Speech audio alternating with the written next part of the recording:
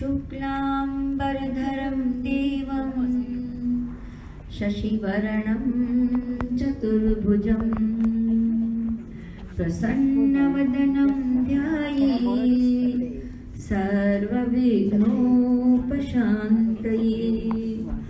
ॐ वसुदेवसुतं देवं कंसचाणूरमर्दनं देवकी परमानन्दं कृष्णं वन्दे जगद्गुरुम्। ॐ नारायणं नमस्कृत्य नरं चैव नरोत्तमं देवीं सरस्वतीं व्यासं ततो जयमुदीरये। ॐ चिद्रूपेण परिव्याप्तं त्रैलोक्य सचराचरं तत्पदं दर्शितं येन तस्मै श्री गुरवे नमः। तस्मै श्री गुरवे नमः। परब्रह्म स्वरूप परम पूज्य परम आराध्य श्री सद्गुरुदेव भगवान के कमल चरणों में इस सेविका का और हम सब का देश विदेश के भक्तों का अनंत कोटि साष्टांग दंडवत प्रणाम है। Our pranams at the feet of Gurudev on my behalf and on behalf of all of you. महाराज जी के ही स्वरूप में मैं आप सबको एक एक हृदय से नमन करती। Seeing the form of Maharaji in all of you, my obeisances to all of you. हम सबका परम सौभाग्य है, स्पेशली मेरा, कि मैं 3 साल बाद आप सबसे मिल रही हूँ और गुरु महाराज के चरणों में बैठ करके एक बार फिर मौका मिल रहा है सत्संग करने का। It is indeed my greatest fortune to be amongst all of you, especially 3 years later, and that too at the feet of Maharaji, and to be with you all in this congregation. कुछ पक्का ही नहीं था कि हम फिर सब आप सबसे मिलेंगे, कहीं कहाँ से मिलेंगे, कुछ किसी को किसी बात की श्योरिटी नहीं थी। No one had any assurance whether we'll meet again and in what situations we'll be meeting, in what conditions. Gita Jayanti एक महायज्ञ है जो सारे विश्व में हो रहा है। Gita Jayanti is a great sacrifice, Mahayagya, it's being observed throughout the world. Delhi में है, फरीदाबाद में है, यहाँ कैल में है, पेनांग में है, मिनियापोलिस में है, स्पेन में हो रहा है, सब जगह गीता माता की जय जयकार हो रही है। Everywhere it's the Jai Jai to Gita Mata, whether it's KL, Penang, Faridabad, Delhi, Minneapolis, everywhere this is going on. Gita धाम में विशेष कार्यक्रम हो रहे हैं, पूना में हर रोज कई जगहों पे रोज यज्ञ हो रहे हैं गीता के एक एक अध्याय के। In Pune, in the Gita Dham itself, every day the program is going on. Bombay also, so मैं बोलती जाऊँ, बड़ौदा, जितने सेंटर्स हैं हमारे, न सिर्फ हमारे और भी संस्थाओं में गीता जयंती का ये कार्यक्रम बड़े उत्साह के साथ मनाया जा रहा है। Not just in our centers, but everywhere where it's observed, this is being celebrated. Gita Jayanti महायज्ञ की आज 8वीं आहुति हमने अभी 8वें अध्याय का पाठ करके स्वाहा किया है। So if we consider this a yajna, today is the 8th day, the 8th ahuti oblation that we are putting into the fire. 8वें अध्याय का नाम है अक्षर ब्रह्म योग, and the title of is Akshar Brahma Yoga. अध्याय शुरू होता है अर्जुन के प्रश्नों से। The chapter begins with Arjun's questions. 1 नहीं, 2 नहीं, लगातार कंटिन्यूअसली 8 प्रश्न अर्जुन ने पूछ डाले। Not 1, not 2, but continuously 8 questions Arjun put forward. Arjun के मन में ये प्रश्न क्यों उठे? Why did these questions arise in Arjun? साधि भूता ददैवं मां साधि यज्ञं च ये विदु प्रयाण काल्युक्तमं ते विदुर्युक्त चेतस। 7वें अध्याय के अंत में भगवान ने ऐसे ऐसे शब्दों का प्रयोग किया कि अर्जुन एक प्रकार से कंफ्यूज हो गया। At the close of chapter 7, the Lord had said such things that Arjun got confused. और तुरंत उन्हीं शब्दों को लेकर के अर्जुन के प्रश्न खड़े हो गए। And with regards to what the Lord had said at the end of the chapter, that's when the questions arose. किम तद ब्रह्म किमध्यात्मम किम कर्म पुरुषोत्तम अधिभूतम च किम प्रोक्त मदिदैवम किमुच्यते अधियज्ञ कथम कोत्र देस्मिन् मधुसूदन प्रयाण काले च कथम गेयोसी नियतात्मभि। ये पहले 2 श्लोकों में अर्जुन के सारे प्रश्न हैं। So in these first 2 verses which I just recited, Arjun had asked all his 8 questions. Arjun का पहला प्रश्न था, प्रभु कृपा करके बताओ ब्रह्म क्या है। So the first one is that by your grace, Lord, please tell me what is Brahma. ब्रह्म की व्याख्या करते करते वेदों ने भी हाथ खड़े कर दिए और कह दिया नेति नेति, इतना नहीं, अब बहुत कुछ और भी है। Even the Vedas gave up and they were exhausted in terms of trying to define what is Brahman. And at the end of it, they said not this, because it's much beyond this.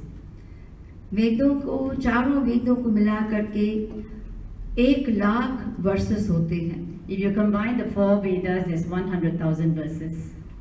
वो 1,00,000 मंत्रों ने भी इस ब्रह्म की व्याख्या जो है करते करते थक गए। इसे और भी कुछ आगे है, हम नहीं कह सकते। So even with this 100,000 verses, they couldn't say or define enough what Brahma is, and they said we have even got tired. We don't know. और भगवान ने उस ब्रह्म की व्याख्या एक शब्द में करी, just in one word. And the Lord defined Brahma just in one word. ब्रह्म, ब्रह्म जब भगवान ने निराकार की बात करी 2 तरह से समझाया है, सगुण साकार, निर्गुण निराकार। पहले हम आते हैं निराकार की बात पे। So भगवान ने कहा अक्षरम परमम ब्रह्म। So the Lord first speaks about without the form nirakar. Also साकार, पहले हम निराकार की बात समझें। And also with form, he says, but I will first talk about the without the form. तो भगवान ने कहा अक्षर, एक शब्द में ब्रह्म अक्षर है। So the Lord says just Brahma is अक्षर। अक्षर, अक्षर के अंदर 2 शब्दों का प्रयोग है। ये अक्षर में संधि हो जाता है अ प्लस क्षर। There are 2 syllables in the word akshar that Rurma just explained. अ मतलब नहीं, the word the syllable means not. No, not. और क्षर का मतलब है जो नाश हो जाए। And kshar means destroyed.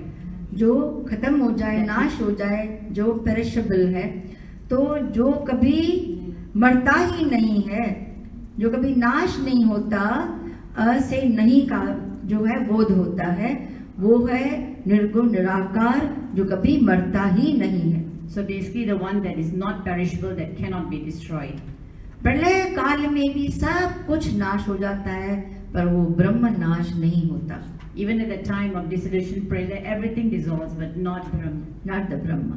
ये हो गया निर्गुण निराकार। अब इसी शब्द में, अक्षर शब्द में ही हम समझेंगे साकार ब्रह्म। So we have spoken about the one without attribute and without a form, and now we'll go to the one with a form, sakar. अब यहाँ पर अक्षर plus raw, so these 2 syllables are there. तो ये second meaning, शब्द वही है अक्षर, उसमें निराकार का भी है और साकार का बोध भी आ जाता है। So in this second one that I'm saying, both come into it, the one with form and without form. तो अक्षर कहते हैं आंख को। So if you talk about now the second definition, it's aksh is also eye. र कहते हैं रमन करने को, And जहाँ जहाँ ये आंख देख सकती है, जहाँ जहाँ ये सब हम सारा संसार देखते हैं, वो हो गया हमारी आंखों के द्वारा सगुण साकार का रूप। So ra is also meaning as far as the eye can see, and this is the form, the form that you're seeing. ये सब जो है संसार, ये साकार ब्रह्म का स्वरूप है। So everything that you see with your eye, whatever can be seen, is basically a form of the Lord with a form. यहाँ से बैठे हम सूर्य, चंद्र, तारा, नक्षत्र, ग्रह सब देखते हैं, इतनी दूर है वो, पर ये आंख देखती है। Just like just sitting here, we see the sun, the moon, the stars, the eclipse and everything. The eye sees everything.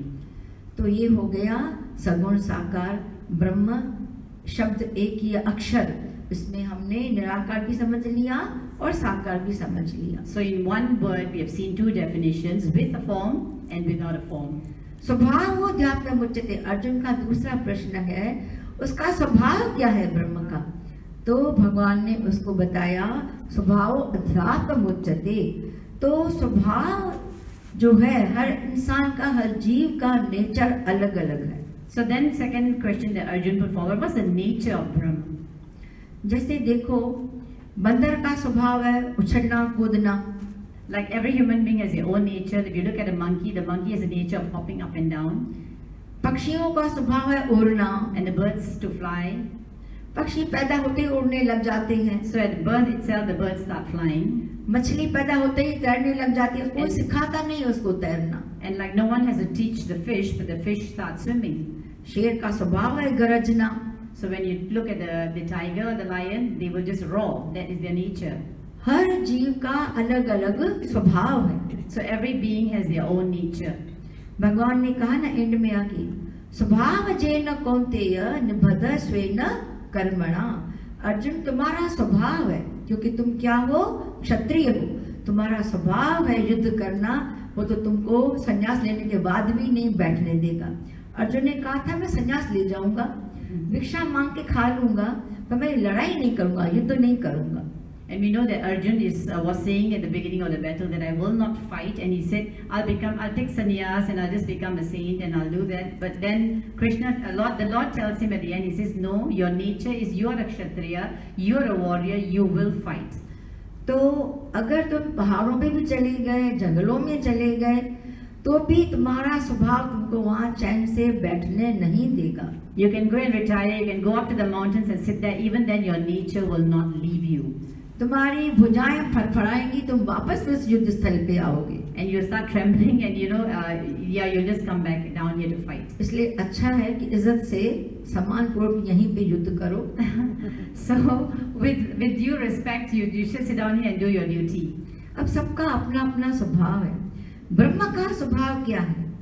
ब्रह्म का स्वभाव भगवान ने कहा कि टू एग्जिस्ट, ये ब्रह्म का स्वभाव है, होना। सब जगह ब्रह्म जो है कण कण में व्याप्त है।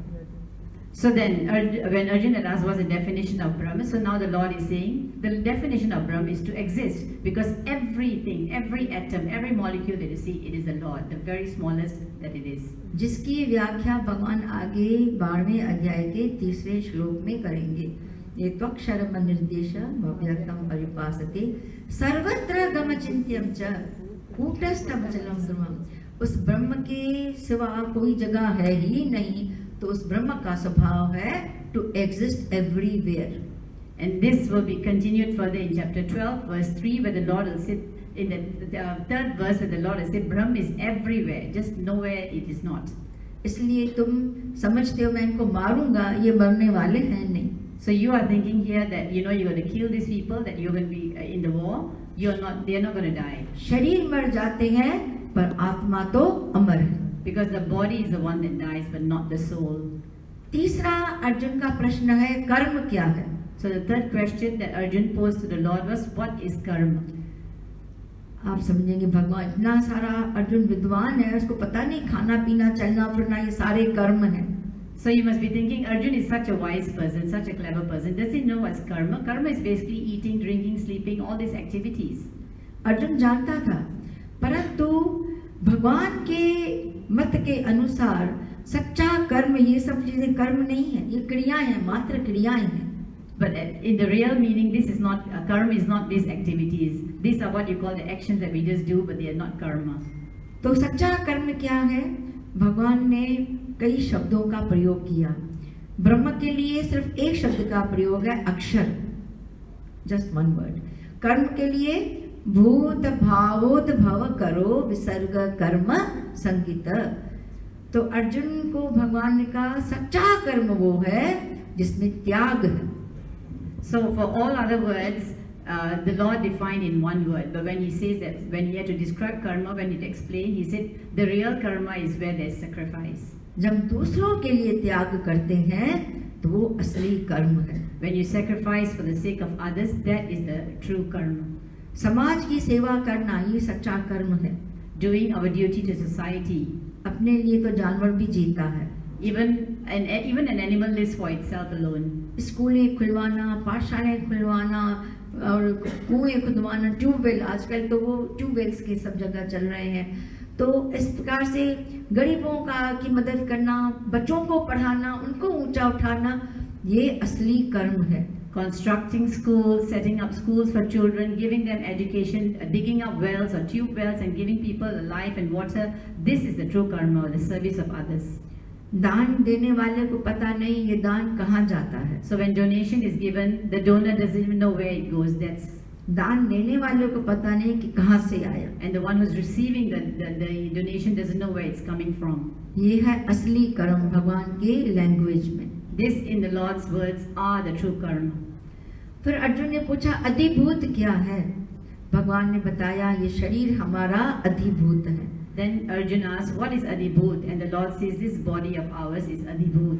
ये शरीर पंच महाभूतों से बना, आकाश, वायु, जल, अग्नि, पृथ्वी, और ये नश्वर है और ये जो है एक दिन खत्म हो जाएगा, नष्ट हो जाएगा। And this body is made out of the 5 great elements and one day it will be destroyed. अधिभूतम क्षरो भाव, ये क्षर है जो नाशवान है। This is shar and this can be destroyed. पुरुषश्चाधिदैवतम, अधिदैव क्या है? अधिदैव है हिरण्यगर्भ कहो, ब्रह्मा कहो, पुरुष के रूप में। ये हमारा शरीर क्या है? ये पुर है, एक नगरी है। उस पुर के अंदर जो शयन करे वो है अधिदैव। So what exactly is Pur? Pur is basically like a city or a place, and that's our body. It's the city, and what dwells within the city is the Kshar, which is the Adideva, which is the presiding deity. इस शरीर रूपी पुर के 9 दरवाजे हैं, and there are 9 gates to this city. नव द्वारे पुरे देही नैव कुर्वन्न कार्य, गीता अपने आप में डिक्शनरी है। तो पुर के अंदर जो शयन करे रहे वो ब्रह्मा भी अंदर बैठा हुआ है जीवात्मा के स्वरूप में। कहो यही ब्रह्मा हमारा मन है। So when we talk about the city, which is our body, the Brahma is within us, and that's what you call मन। Man. Our man is again a very different meaning in Hindi and English. क्योंकि ब्रह्मा का कार्य है सृष्टि की रचना करना, Because the job of Brahma is to put on creation, to let it go. तो वो creator है। Yeah. मन भी हमारा बहुत कुछ क्रिएट कर देता है। And exactly that same way our mind is also, man is as in mind is with a simple meaning, is also a creator. It creates a lot of things. Brahma के 4 मुख हैं, Brahma is 4 faces. 4 डायरेक्शंस में जो है वो मुख जाते हैं। So all the 4 directions these faces are facing. ठीक उसी तरह हमारा मन भी ईस्ट, वेस्ट, नॉर्थ, साउथ, चारों ओर जो है अपनी सृष्टि बना लेता है। And that's how our mind is. It's everywhere, north, south, east, west. It just looks for venue anywhere. अधियज्ञ, वो अधियज्ञ क्या है? भगवान कहते हैं विष्णु स्वरूप में मैं सबके अंदर बैठा हुआ हूँ, वो अधियज्ञ है और सबका पालन करता हूँ, वो विष्णु ही मैं हूँ अधियज्ञ हो करके। So then when Arjuna asked what is Adiyagya, he said, I am Adiyagya, I'm residing in everyone and I am the one that is looking after everyone, I'm the preserver. तो अर्जुन का फिर अंतिम प्रश्न क्या है कि अंत काल में प्रभु किसको आप दर्शन देते हो, कृपा करके बताओ। So then Arjuna asked, at the time of death, किसको Who darshan? you give darshan? Who do you give darshan to? तो भगवान ने बताया अंत काले चमामेव सिमरन मुक्त्वा कलेवरम यह प्रयाति समद भावम याति नास्त्यत्र संशय। अंत काल में जो मेरा स्मरण करके शरीर छोड़ता है उस समय मैं प्रकट हो जाता हूँ और अपने भक्त को गले लगाता हूँ, उसका उद्धार कर देता हूँ। So then the Lord tells Arjuna, at the time of death, the person that thinks of me, I come to him and that person comes to me. क्योंकि अंत काल में क्रिया ऐसे होती है कि शरीर के अंदर 5 प्राण हैं, 5 उपप्राण हैं। So in our body, there's what you call 5 pran, and life forces, and 5 upapran. सब life force. Yeah, sub life forces. तो प्राण, अपान, व्यान, उदान, समान, ये हैं 5 प्राण। कूर्म, नार्ग, कीकर, देवदत्त, धनंजय, ये उपप्राण हैं। These are the 5 prans and the sub prans which Guru Maharaj has just recited. अंत काल जब आता है तब एक एक प्राण शरीर को छोड़ता चला जाता है, पैरों से शुरू होता है। So at the time of death, one by one, these prana, the life forces, leave our body, and it starts from the feet. 9 प्राण निकल जाते हैं, 9 of these life forces will leave the body. पर 10वां प्राण जो है धनंजय प्राण, वो मुर्दे के अंदर भी रहता है, 10वें द्वार में रहता है। So the 10th life force lives up in the skull here, and that remains. और ये 10वां प्राण जो है धनंजय कहाँ निकलता है? शमशान भूमि में। And where does this 10th life force, Dhananjaya, release itself? At the cremation grounds. बेटे को यहाँ जो उनका चाहे पोता हो, उनके हाथ में छड़ी दी जाती है, प्रतीक के रूप में यहाँ पर वो टच करता है। So whoever is doing the final rites, the son or the grandson, that person will touch the skull, the forehead. पर उस समय भी ये प्राण नहीं निकलता, पर अग्नि संस्कार के बाद जो ही अग्नि आती है, मिलती है, तो ये स्कल जो है 2 हिस्सों में बट जाता है और धनंजय प्राण निकलता है। बहुत बड़ा धमाका होता है। And even at that point of the touch, this prana is not released, but when the fire is great and it rages, then it cracks the skull, and that's when with a loud sound, this Dhananjaya leaves the body, the prana. अब जब ये 9 प्राण निकलते हैं ना एक एक करके, उस समय मन क्या करता है? क्योंकि मन जो अपनी सृष्टि बना के बैठा हुआ है, उस समय मन जाकर के उस चीज पे जाकर के टिक जाता है जिसका ध्यान उसने जिंदगी में सबसे ज्यादा किया होगा। जो सबसे प्यारी चीज होगी, मन जाके वहीं पे अटक जाएगा। So one by one, as the life forces are leaving our body, what does the mind do? The mind, which has made creation everywhere, north, south, east, west, what does it do? It goes and recites the place where there was the most love that person had and the most thoughts that were coming. It recites there. मन एवं मनुष्याणाम कारण बंधन मोक्षयो। मन ही जो है इंसान के बंधन का और मोक्ष का कारण है। And the mind is the one basically that is the cause and the effect of the bondage of the mind. तो इसलिए भगवान ने अर्जुन को कहा, अर्जुन अगर तुम मेरा दर्शन पाना चाहते हो, या कोई भी साधक मेरा दर्शन करना चाहता है अंत काल में, तो क्या करे? सिमरन करे। So therefore the Lord tells Arjun, if anyone wants to think of me at the time of death, then continuously think of me. तस्मात् सर्वेषु कालेषु मामनो सिमर युध्य च मयि अर्पित मनो बुद्धिर मामेव संशयम्। भगवान कितनी बार हमसे मन मांगते हैं, यहाँ पर भी वही बात है, अपना मन बुद्धि मुझ में अर्पण करो। The Lord continuously will ask us of our mind, and that's what He keeps on repeating. Give me your mind, give me your mind. तो जीवन भर अगर हमारा ये स्मरण सिद्ध हो गया, तो अंत में भी स्मरण एकदम से मन में आ जाएगा। चाहे इंसान कोमा में हो, चाहे बेहोश हो, चाहे किसी भी हालत में हो, पर मन अंदर बड़ा जागृत है। And if we keep this continuous remembrance of the Lord at every time, even when we are well, so even we could be in a coma, we could be in any state, the mind is totally active and alert, and it will remember the Lord at that time too.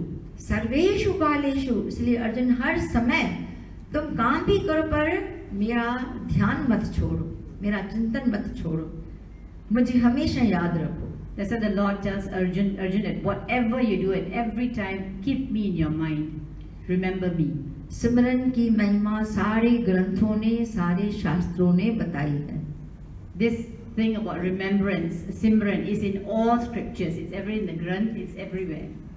Japji साहब लिखा गुरु नानक देव जी ने, वहाँ सिमरन की महिमा आई। एक ओंकार सतनाम कर्ता पुरख निर्भव निर्वैर अकाल मूरत अजूनी सैभव गुर प्रसाद जप आदि सच्चो जुगाद सच्चो है भी सच्चो नानक होसी भी सच्चो। जप आया ना, जप करो। गुरु नानक देव ने कहा कि जप करो, सिमरन करो। Even Guru Nanak Dev said the same thing, and when he recites that prayer that Guru Maharaj just did, the word jap comes in there, because that's where is the remembrance to do the jap. 5वीं पातशाही गुरु अर्जन देव जी ने सुखमनी साहब में भी सबसे पहली पौड़ी, सबसे पहली अष्टपदी क्या कहा? सिमर सिमर सिमर सुख पाव कल कलिश तन महा मिटाव सिमर जास दिशंबर एके नाम जपत अगनत अनेके वेद पुराण। देखो उन्होंने वेदों और पुराणों का नाम लिया, गुरु अर्जन देव जी ने। वेद पुराण समझ सिद्ध अखर कीने राम नाम का अखर। तो इस प्रकार से प्रभु के स्मरण गर्भ न बसे, प्रभु के स्मरण दुख जम न से, सुखमनी साहब में जहां भी देखोगे तो आपको स्मरण की महिमा नजर आएगी। So even the Sukhmani Sahib with Guru Arjan Dev had written, against Simran, Simran, Simran is written there. It's all about remembrance and about the jap. और स्मरण जो है क्रिश्चियनिटी में भी है, रोजरी होती है, जप होता है, इस्लाम में भी है, जैनिज्म में है, बुद्धिज्म, सब जगह जो है। मैं कहती हूँ गीता भगवान की वाणी है और गीता से ही सारे पुराणों का, ग्रंथों का जो है एक प्रकार से अवतरण होता है। सब गीता से ही निकले हैं क्योंकि भगवान की वाणी सर्वोपरि है, सबसे ऊंची है। So if you look at Christianity, you look at Jainism, you look at any faith, they always having the rosary. Even Islam, they will have that because that's repetition of the Lord's name or japa. And if you look at it, the Gita is the source of all this because the Lord is, this is the Lord's words Himself, and that above that there's nothing. So everything has emanated from that. Gita सबसे पुरानी है And the Gita is the oldest. और सबसे पहले भगवान ने ये गीता का ज्ञान सूर्य नारायण को दिया। And the very first person the Lord gave the knowledge of the Gita was to the sun god. अब सूर्य नारायण की कोई नहीं जानता बर्थ डेट क्या है, And no one knows the birth date of the sun. कितने पुराने हैं Surya Narayan. It's so ancient. ये बाकी सब जितने भी संप्रदाय हैं जिनको कई लोग धर्म कहते हैं, ये सब अभी भी की बात है। And all the, if you call religions or the sampradaya, the sects, basically they are new. तो भगवान ने इस शब्द का, इस प्रश्न का भी उत्तर दे दिया। अर्जुन, तुमने पूछा अंत काल में कौन भाग्यशाली होता है जिसके सामने भगवान प्रकट हो जाते हैं। तो ऐसे मीरा भी भगवान में समा गई। बड़े बड़े संत लोग जो हैं ओम का जप करते हुए अपना शरीर छोड़ते हैं। ऐसे अनेकों जो है संत महात्माओं की जो है कथाएं हम पढ़ते हैं। So Arjun, you asked the question, who is the fortunate one at the time of death? Even like Mirabai saying just the name of the Lord, and those who recite Om, and that is all that you need for the deliverance. इस अध्याय में भगवान ने अपनी विभूतियां भी बताई हैं। So here the Lord also talks about His manifestations, His glories. विभूति योग mainly comes in 10th chapter, वो पीछे आएगा, परंतु 7वें अध्याय में विभूतियां भगवान ने बहुत बताई थी। कल के डिस्कोर्स में आया होगा कि मैं ही पुण्य गंध हूँ, मैं ही जो है धरती में निवास करता हूँ, सब कुछ। तो आज के इस अध्याय में 8वें में भी आया, कविम पुराण मनुष्यासितार अणोरणीयाम समनो स्मृत्य सर्वस्य धातारम चिंत्य रूप आदित्य वर्णम तमसा प्रस्ताव। मैं ही वो कवि हूँ क्योंकि कवि जो है सबके मन की बात जानता है।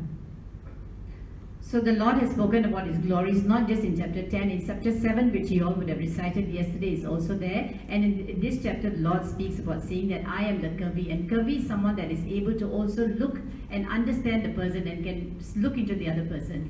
क्योंकि जहाँ न पहुँचे रवि वहाँ पहुँचे कवि, जहाँ सूर्य भी नहीं पहुँचता कवि पहुँच जाता है। And what does it mean? इसकी इमेजिनेशन है।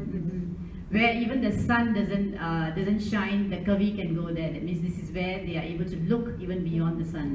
भगवान हर दिल की बात जानते हैं, अंतर्यामी हैं, वो सबसे बड़े कवि हैं। So the Lord can even look at what is within our hearts. पुराण, सबसे पुराना मैं हूँ, सबसे ancient. He's the most ancient. अनुशासितार, सबको अपने अनुशासन में रखने वाला हूँ, मैं ही कर्म का फल देता हूँ। तो भगवान से बढ़कर के कोई नहीं है, वो सबके ऊपर शासन करने वाले सबसे बड़े एडमिनिस्ट्रेटर हैं। He says, so I'm the administrator of all. I'm the one that meets out all this karma about what people will receive and not. अणोरणीयाम, सबसे छोटे से छोटा, सूक्ष्म से अति सूक्ष्म में हूँ जो किसी के नजर नहीं आता। And I'm so finite that I cannot even be seen. सर्वस्य धातार मचिंत्य रूप, सबका पालन पोषण करने वाला मैं हूँ।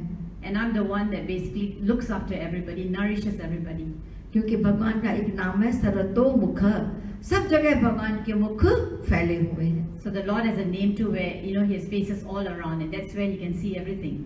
सर्वतः पाणि पादं तत् सर्वतो शिशिरो मुखम सर्वतः शुद्धि मल्लोके सर्वमावृत्य तिष्ठति। सब जगह मेरी आंखें हैं, सब जगह मेरे कान हैं, सब जगह मेरे हाथ फैले हुए हैं, मैं सब जगह देखता हूँ, सब जगह से सुनता हूँ। भगवान को पता है कौन भूखा है, किसी तरह उसको खिलाना है। The Lord, He says, I have eyes everywhere, ears everywhere, hands everywhere. I can see everything. I know who is hungry. I know who needs whatever. That's me. Aditya वर्णम, भगवान का रंग कैसा है? सूर्य नारायण की तरह चमकता हुआ। And what's the color of the Lord? It's like a shining, blazing sun, तमसा परस्ताद, वहां पर अंधकार का तो नाम ही नहीं है। where there can be no darkness at all. भगवान ने फिर आगे चल के ओम की महिमा बताई है। ओमित्येकाक्षरम ब्रह्म व्याहरण मामनुस्मरण यह प्रयाति तजन देवम सयाति परमाम गतिम। वो ओमकार भी मैं हूँ। So then the Lord speaks about Om, and he says, even that Omkar is me. बड़े बड़े योगी, सिद्ध योगी अंतकाल में इस ओम को कैसे ऊपर चढ़ाते हैं? भ्रुवोर मध्य प्राणमाविश सम्यक सतरम परम पुरुष वपैति दिव्यम। तो छठे अध्याय में आया, उसका ध्यान नासिका के अग्रभाग पे करो, tip of the nose.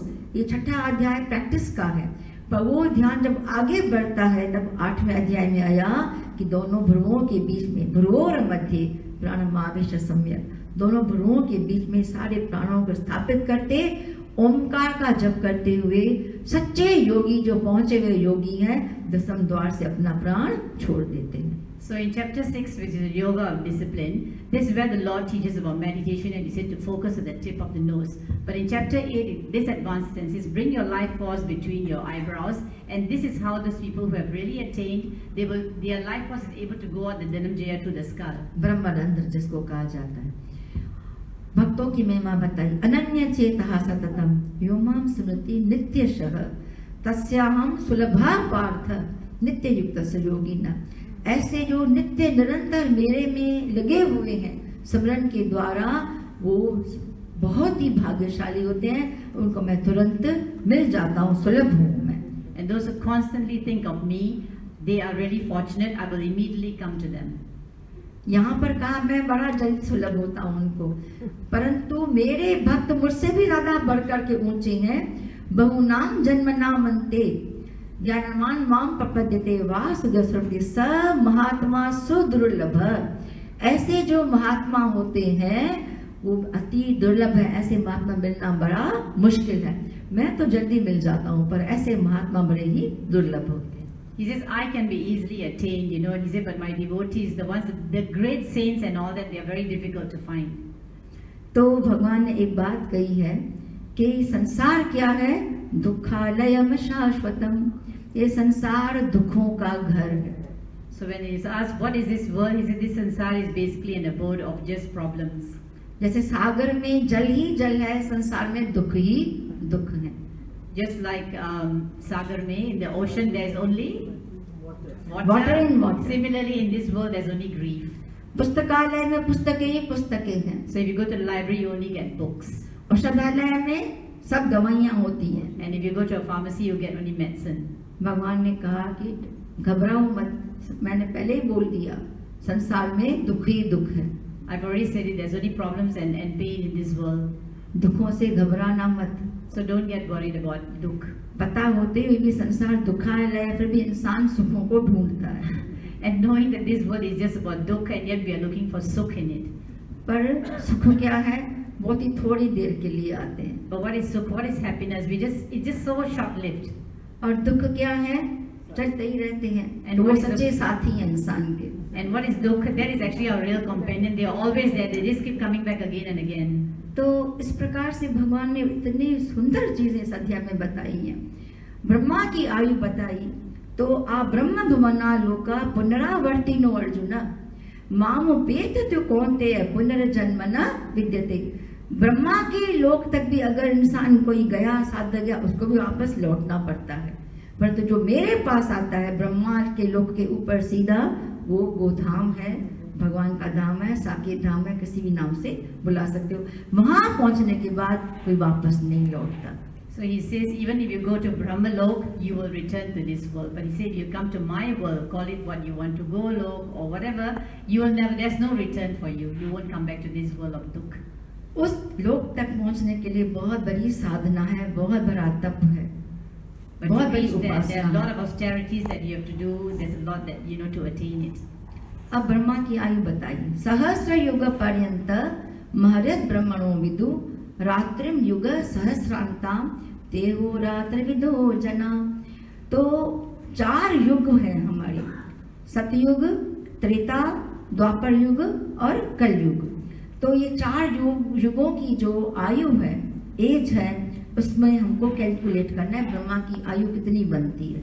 So he even talks about the age of Brahma. He says you add the length, the duration of the 4 yugas. That's what the age of Brahma is. And Guruma, you'll calculate this yourself because every time I fumble. You will do it. तो कलयुग की जो आयु है 4,32,000 साल है। Okay, Auntie Neeru, your department. 400,000 and 32,000। 4,32,000 साल कलयुग की आयु है। 432,000. हाँ, Okay. उतना ही प्लस करो तो आपको आयु मिलेगी द्वापर युग की। And you double that, you get the age of Dwapar Yuga. एक माइक दे दो नीरू को। 8,64,000 साल। 864,000। अभी हम अरबों पे भी आएंगे। हाँ, तो उसके बाद फिर उसमें 4,32 और जोड़ो कलयुग की आयु, तो आपको त्रेता की आयु मिलेगी, विच कम्स टू 12,96,000 साल। 1200,000 and 96,000 years altogether. That is the Treta Yuga. द्वापर युग। Dwapar Yuga.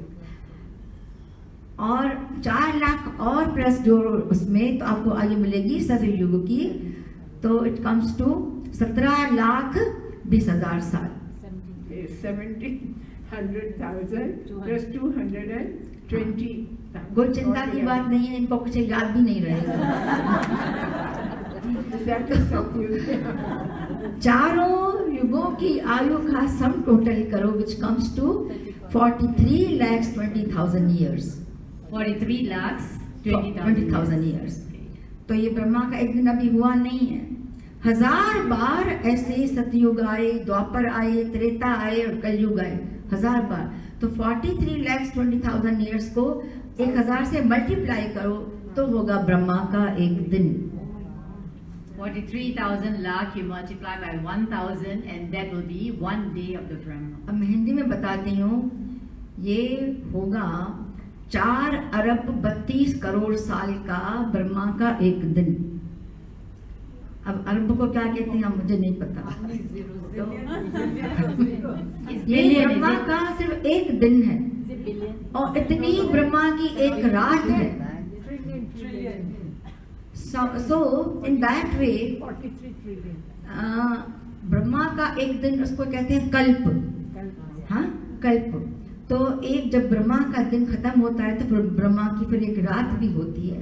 रात खत्म होती है, फिर ब्रह्मा फिर से जग जाते हैं और ये कल्प का फिर आरंभ होता है। तो इस प्रकार से एक दिन में ब्रह्मा को एक कल्प कहते हैं। तो एक महीने में कितने कल्प हुए? 30। हाँ, और फिर एक साल में 360 एक साल के। और ब्रह्मा की आयु 100 साल की है, तो ब्रह्मा की आयु हुई 36,000 कल्प, 36,000 कल्प ऑफ दिस ब्रह्मा's लाइफ, पूरी life, the whole life. So 36 cycles of Brahma's life. So थोड़े में मैंने आपको बताया है, बहुत बड़ा कैलकुलेशन है। तो ब्रह्मा की ये आयु 100 साल की है और हमारी आयु क्या है? उसके कंपैरिजन में कुछ भी नहीं है। परंतु उस छोटी सी आयु में भी हमको भगवान ने बहुत कुछ दिया है। उस ब्रह्म के लिए प्रार्थना करना, उसकी उपासना करना, तप करना और कुछ करके जाना, संसार में आने के बाद खाली हाथ नहीं जाना। So the bigger message is, in comparison to the very endless sounding Brahma's life, we have just a very short life. Even it took a lifespan of 100, and what are we supposed to use that life for? This is where we're supposed to remember and do the tapa, the austerities towards our own liberation, salvation. भगवान ने हमको रास्ता दिखा दिया, सिमरन करो।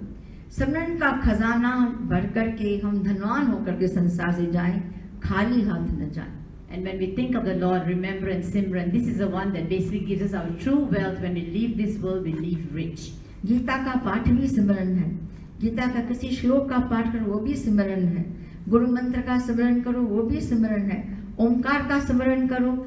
जो जिसमें हमारा मन जल्दी से लग जाए वो हमको करते रहना चाहिए। Whatever that we can identify with, whether it's one shlok of the Gita, the full Gita, whether it's just Onkar, whether it's a Guru Mantra, whatever, just recite and repeat it.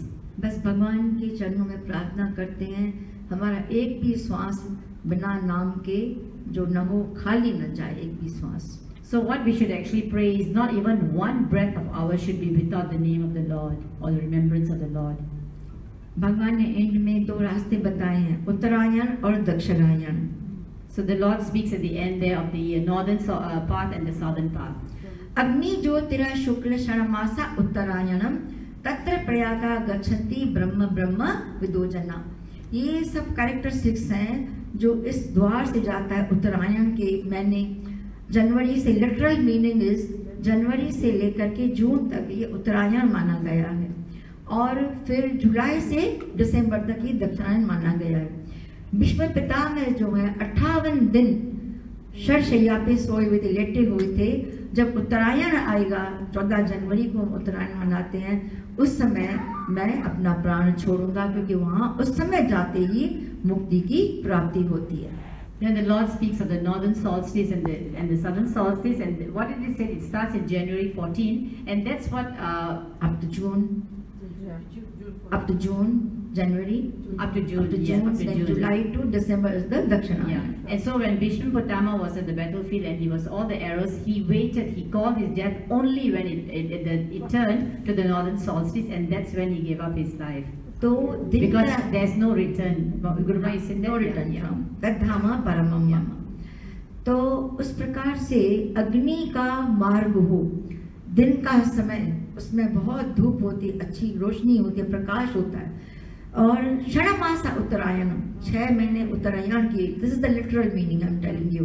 तो उस समय अगर वो प्राणी जाता है, उस समय अग्नि का समय हो, 6 महीना उत्तरायण का हो, शुक्ल पक्ष हो, इन समय में अगर सारी चीजें मिल जाए तो उसको फिर वापस आना नहीं पड़ता, उसका मोक्ष हो जाता है. So how does a person get liberation, and what must be aligned at that time? Basically is the northern solstice, is the sun is shining brightly, is the Shukla Paksh, and that's the time when the person goes, will not return to this world.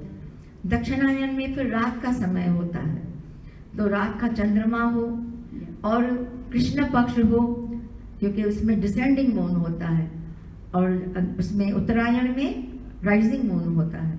तो यहाँ पर descending moon हो और रात का समय हो और 6 महीना जो है वो दक्षिणायन का हो, तो उस समय जाएगा योगी, उसको वापस आना पड़ता है, फिर से तप करना पड़ता है, तब जाकर के उसका अल्टीमेट गोल उसको प्राप्त होता है.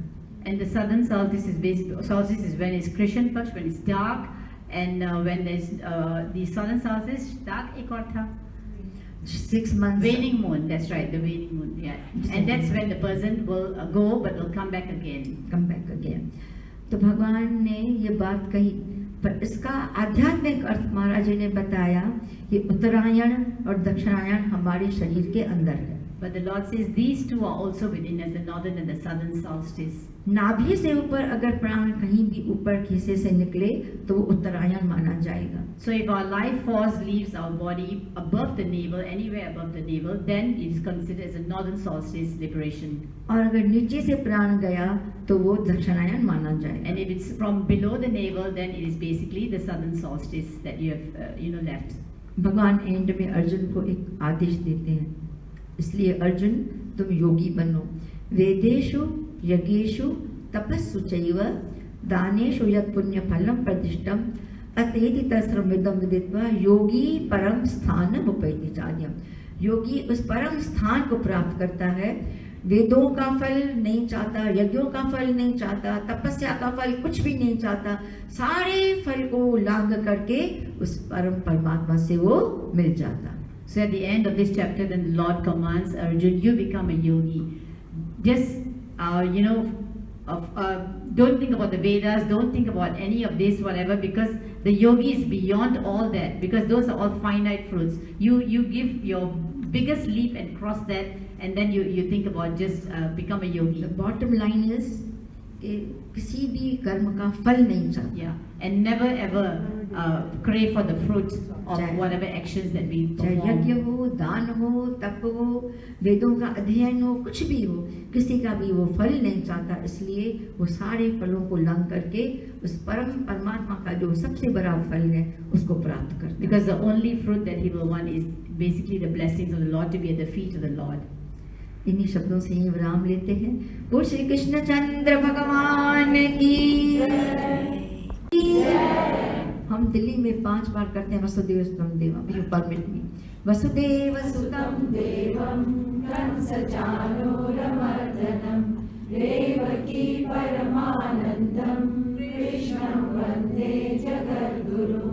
वसुदेव सुतम देवम कंसचानूरमर्दनम देवकी परमानंदम कृष्णं वंदे जगद्गुरुं। वसुदेव सुतं देवं कंसचानूरमर्दनं देवकी परमानंदं कृष्णं वंदे जगद्गुरुं। वसुदेव सुतं देवं कंसचानूरमर्दनं देवकी परमानंदं कृष्णं वंदे जगद्गुरुं। वसुदेव सुतं देवं कंसचाणूरमर्दनं देवकी परमानंदं कृष्णं वंदे जगद्गुरुं। बोलो गीता माता की जय। मैं दिल्ली से आप लोगों के लिए हनुमान जी का प्रसाद लाई हूँ। हनुमान जयंती अभी दी हुई है, तो आप जरूर सब ले जाना, अपने बच्चों को भी चखाना। ये बहुत पुण्यदायक प्रसाद है। जय Shri Krishna. We have just completed Hanuman Jayanti at the Gita Dham, and I brought prasad for all Gita Ashram. I brought it for all of you, so please do take it before you leave.